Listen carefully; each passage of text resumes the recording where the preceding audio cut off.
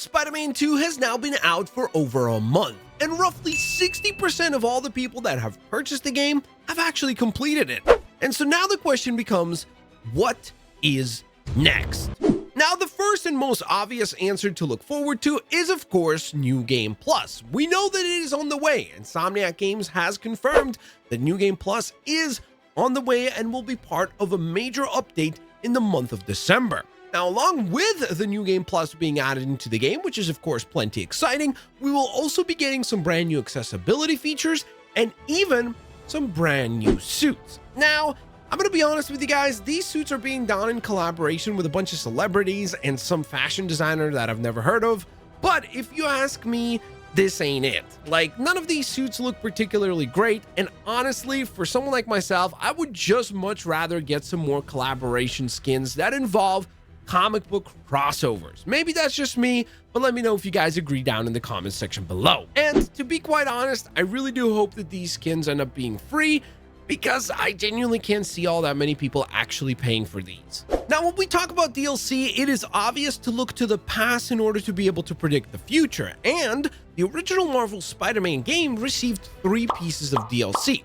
So if we were to assume the same type of formula for Marvel Spider-Man 2, what could these 3 possible DLCs be? Now, from a story standpoint, there is a lot of exciting elements that may be possible for DLC. That's what all this was for.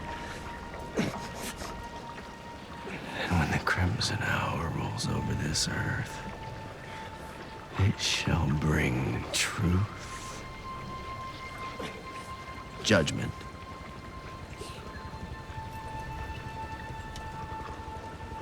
and carnage.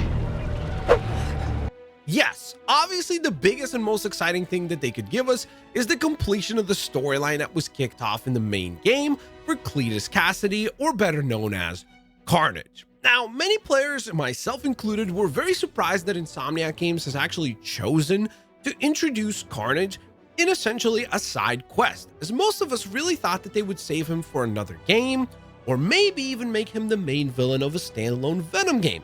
However, since they chose to go this route, it only makes sense that we do get this story to be concluded as part of a DLC that focuses on Cletus fully bonding with the symbiote that he previously retrieved in the main campaign, and then fully embracing it and becoming the villain we all know as Carnage. The Chameleon is another villain that is set up in Marvel Spider-Man 2 that would make perfect sense to return in a DLC episode. I mean, considering how the unidentified target mission line plays out, when we find out and we get the reveal that the Chameleon is the one behind the entire mission line, it makes perfect sense for him to return as a kind of a smaller villain, but nevertheless a villain that we could take down in a DLC episode. And then in addition to that, of course, the fact that you could also explore the idea of trying to accomplish what his brother Kraven couldn't by taking down the Spider-Man.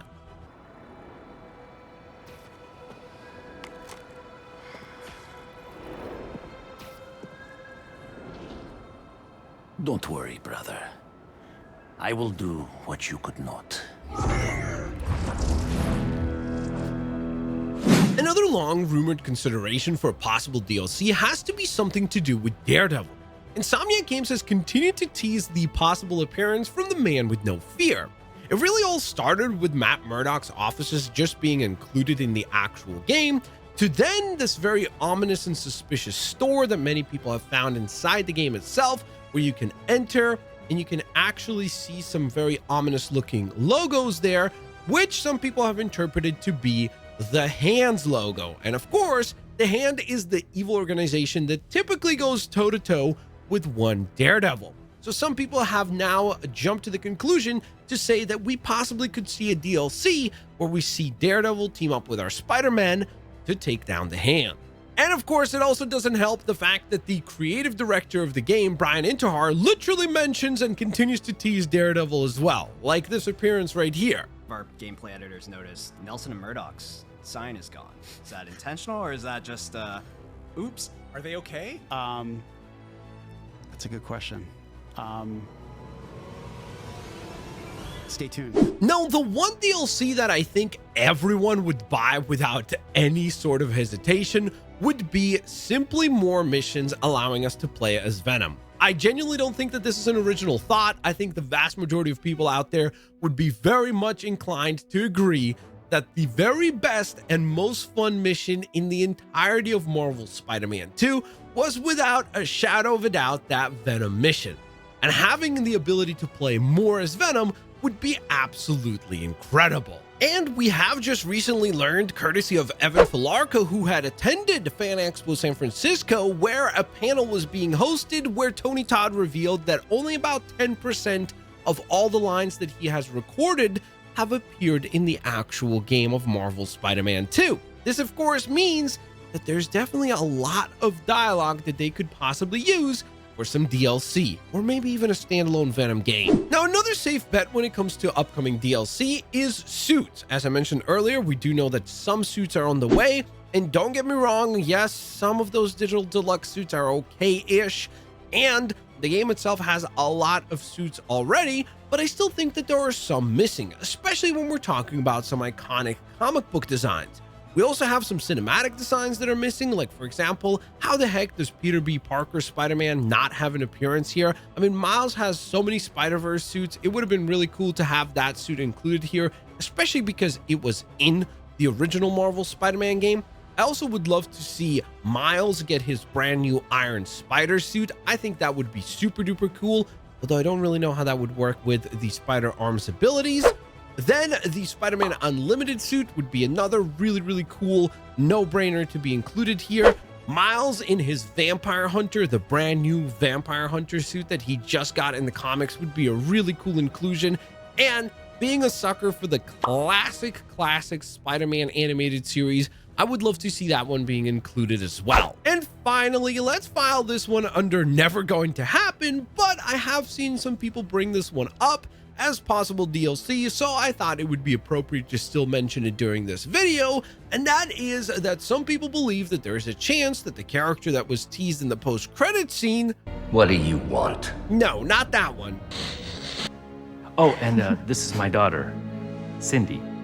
Yes, Cindy Moon, better known as Silk, may make an appearance and be the main focus of an upcoming DLC.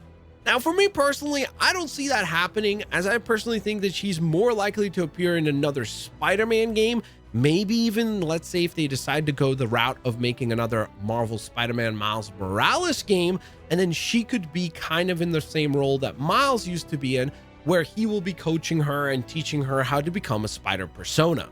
But nevertheless, there's definitely a lot of possibilities and a lot of excitement when it comes to Marvel's Spider-Man 2. Make sure to tune in live to the Game Awards, because we possibly will be finding out exactly what will be happening all together. I'll be doing a live co-stream of that, so I hope to see you guys tune in for that. Of course, don't forget to smash the thumbs up button if you guys enjoyed today's video, and down in the comment section below, let me know what you think is next for Marvel's Spider-Man 2.